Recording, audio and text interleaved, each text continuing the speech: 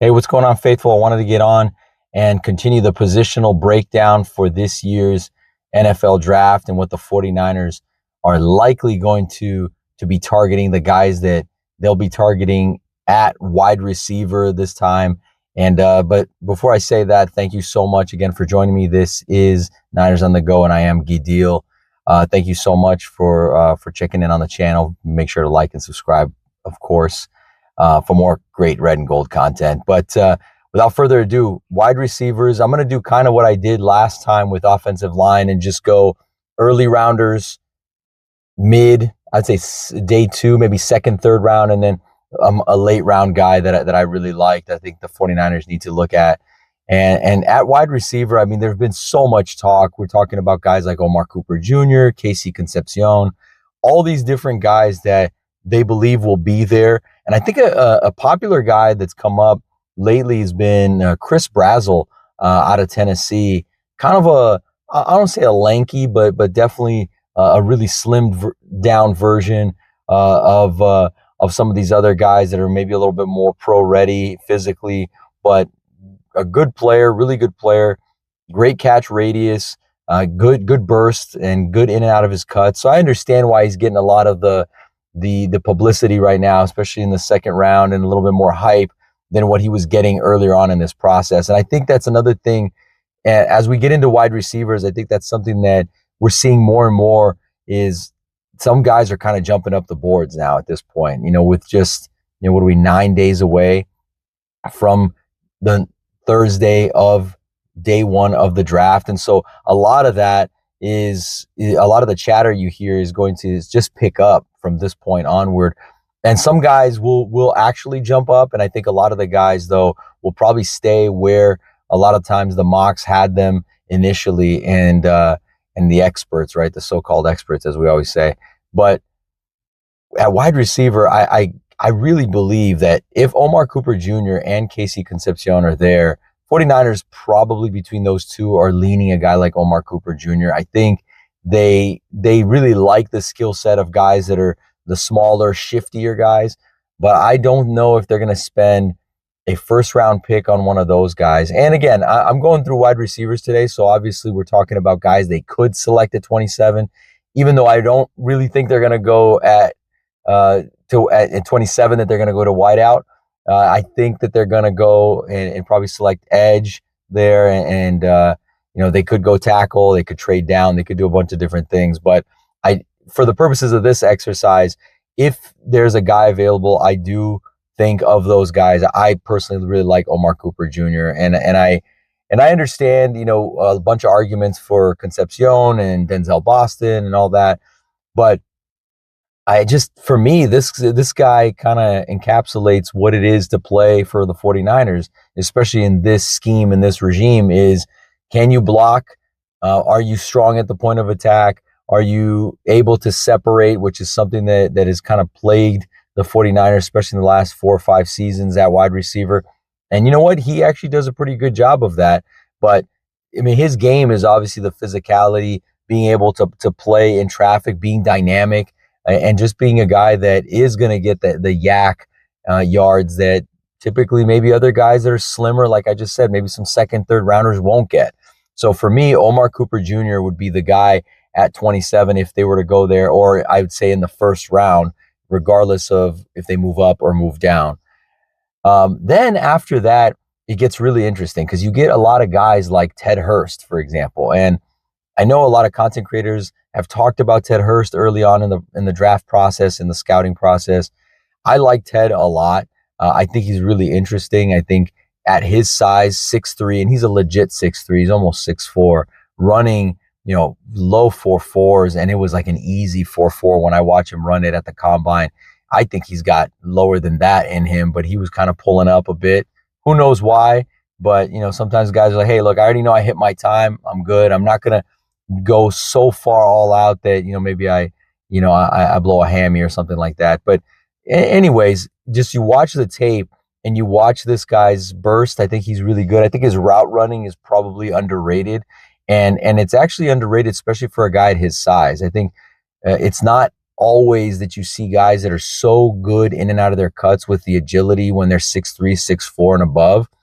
I think there's some guys that are good at it, and other guys, I think that it helps to be 6'1", 6'2", to be able to be sharp but still fluid in and out of your cuts. I think a guy, and I'm not comparing the two, but just in terms of like size and, you know, being 6'3" plus, being 215 to 220 pounds plus, that was really good at that was T.O. I really think, you know, Terrell Owens was great at that, where even at his size, he didn't play like he was 6'3". He had the fluidity in and out of his cuts. Now, he was dynamic, so he didn't need to be super fine-tuned with his route running, but he just developed into such a great receiver over the years, where I think he checked off all the boxes. You know, he was explosive, he was fast, he could separate, and then his quick cuts would just be devastating. And he was a guy that I always felt like, kind of like when guys get, you know, shot out of a cannon a little bit, you know, get catapulted in and out of those cuts. I felt like he got faster as he made those cuts, which is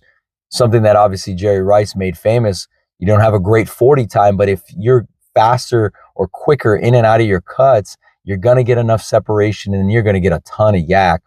So Ted Hurst to me is, if we can just kind of think, I'm not saying he is like a guy like Terrell Owens, but in terms of the body, being 6'3" plus, you know, 215 to 225 pounds, fast, strong, but still dynamic and still with enough agility in and out of his routes, in and out of his cuts, I should say. And so he's a guy that if he's there in that second round, he could fall to the third round. It's possible, maybe mid-third round. I think he's a guy that if you're really inclined to make that trade up and get a wide receiver and get a guy that he's kind of going to give you coverage, because you have Mike Evans now, so he's going to be your big wide out on the outside. And obviously you have Ricky on the other side, but about 6'1", not really a guy that's supposed to be your huge difference maker, especially in the red zone.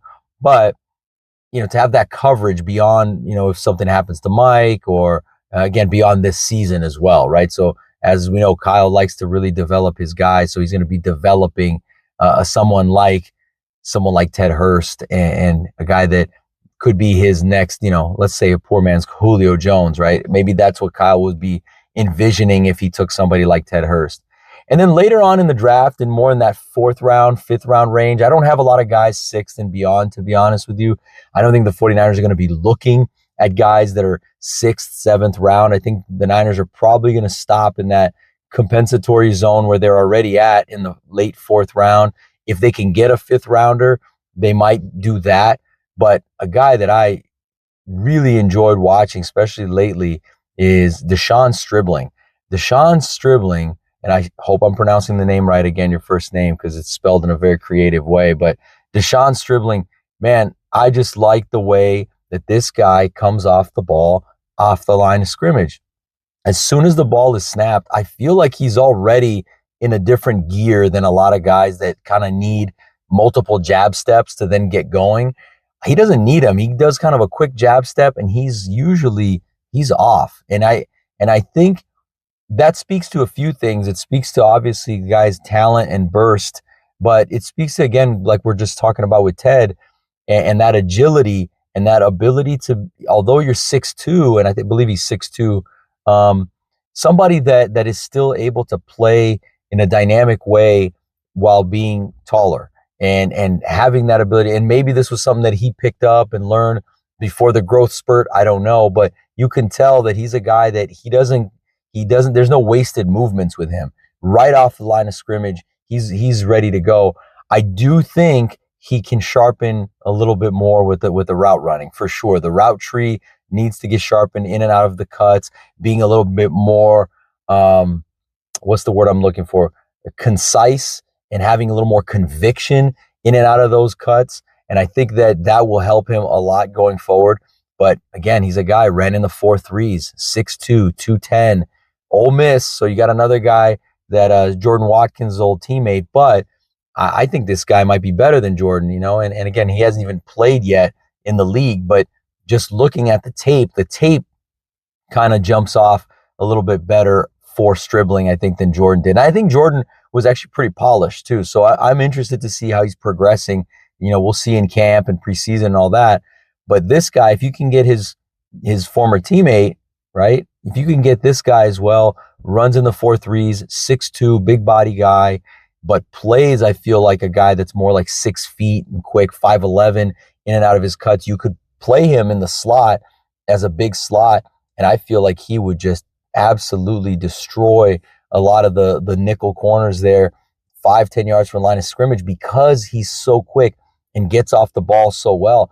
He doesn't need a few yards to get going. He can beat guys off the snap, and he will, right? And then we know that he has the long speed. Like I said, in the 40-yard, he ran in the 4.3s, the low 4.3s. So really interesting guy, good hands too as well. I don't know how great the catch radius is, because honestly, Ole Miss's offense was not that great this past season, especially to wide receivers. And so you didn't get to see him in a sophisticated offense and kind of running a bunch of fun concepts. But what you did see was really cool, and it was really nice, and it was explosive. And so those are my guys. Thank you again, as always, you guys. I can't wait to bring some more content as we gear up for the draft next week. Thank you so much. Take care, Faithful.